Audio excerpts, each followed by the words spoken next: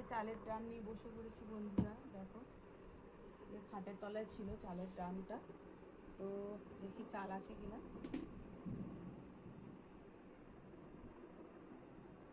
তো চাল আছে বন্ধুরা।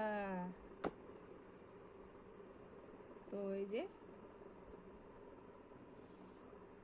এখন চাল নিয়ে বসে পড়েছি, দেখে নাও। এই যে 1 ড্রাম চাল একটুখানি শেষ হয়েছে। 25 কেজি 26 কেজি চাল তো আনা হয়েছিল।